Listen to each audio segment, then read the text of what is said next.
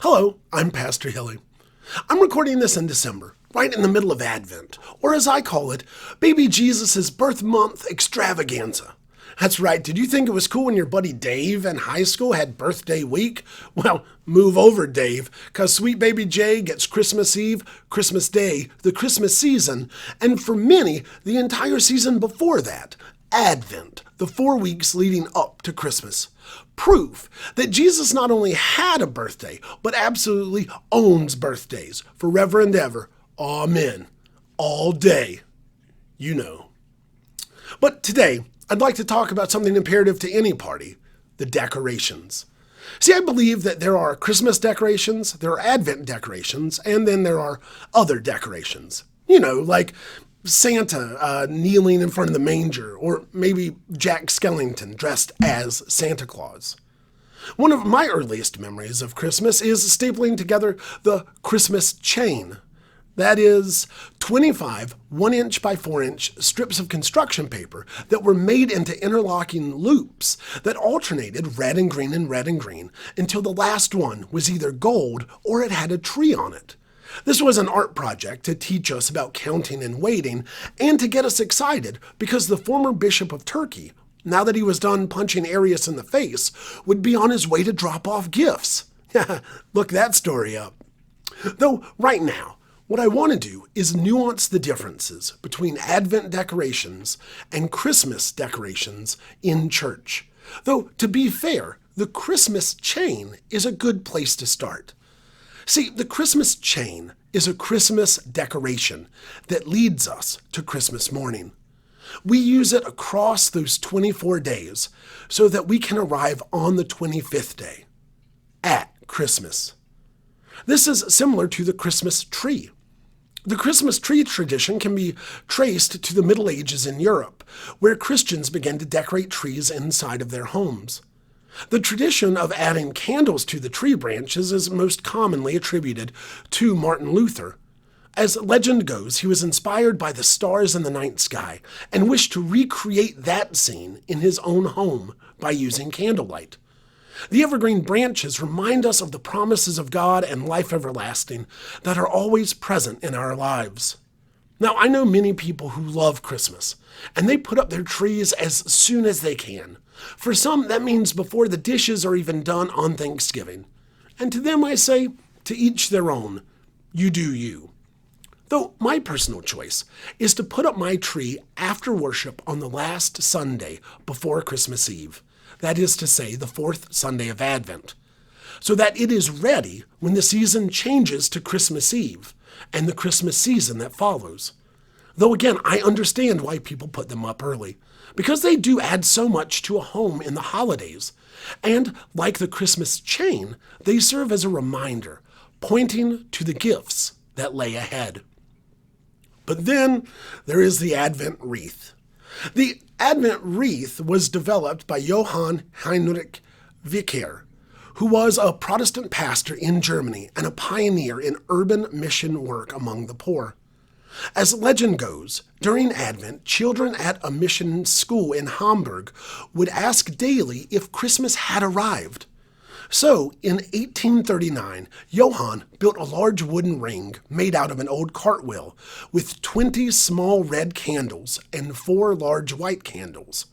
A small red candle was lit each weekday and Saturday during Advent.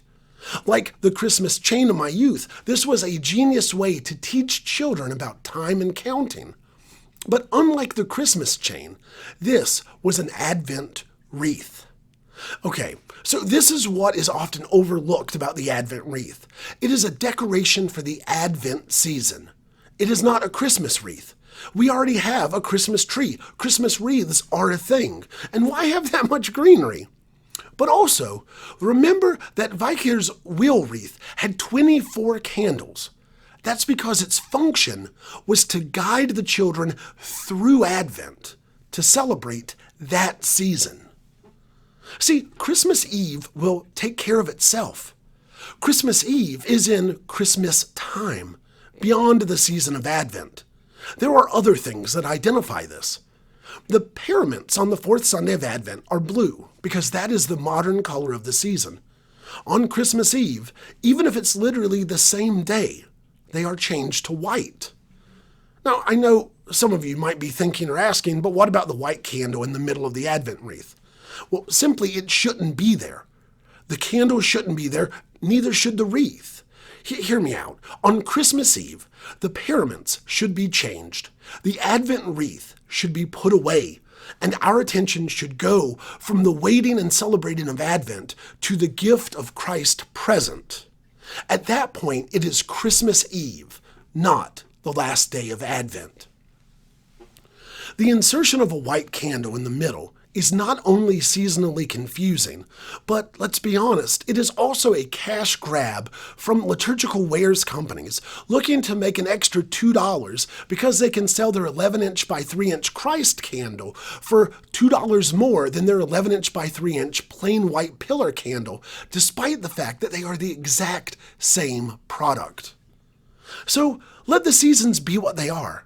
I mean, I do not shoot off Valentine's Day fireworks on the 4th of July, nor do I include Frankenstein in my Thanksgiving Day diorama, because those are different seasons. So let's let Advent be Advent and Christmas be Christmas.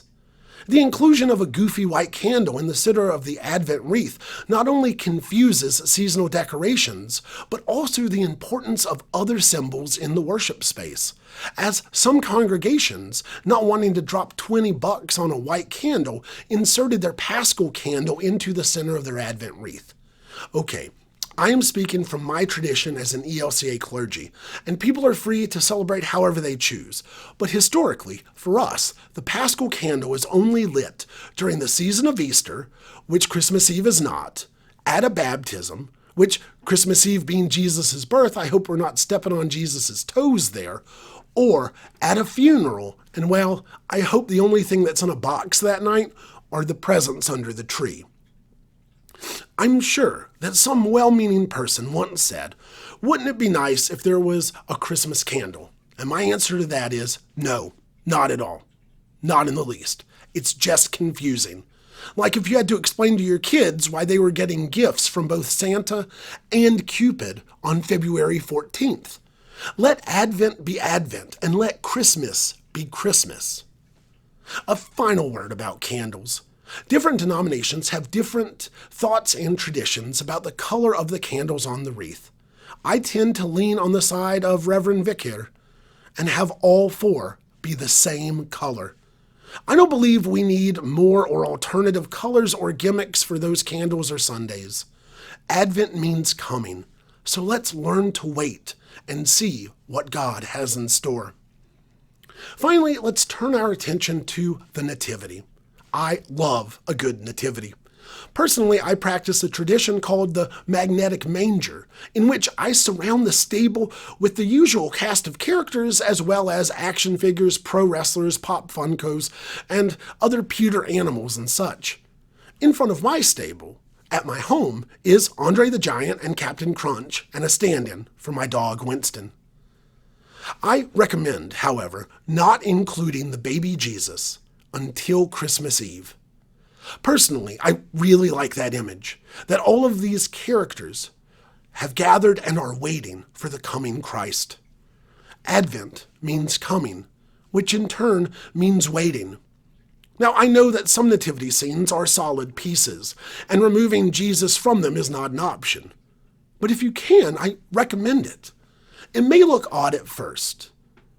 The first few times you look at it, all of those figures gathered and waiting, looking for someone that isn't there yet. But that waiting, that preparation, is the spirit of the season. And if you listen through all of that waiting and distance, you might just hear the first gasps of something new, someone waiting for you there. Happy Advent. Enjoy the season.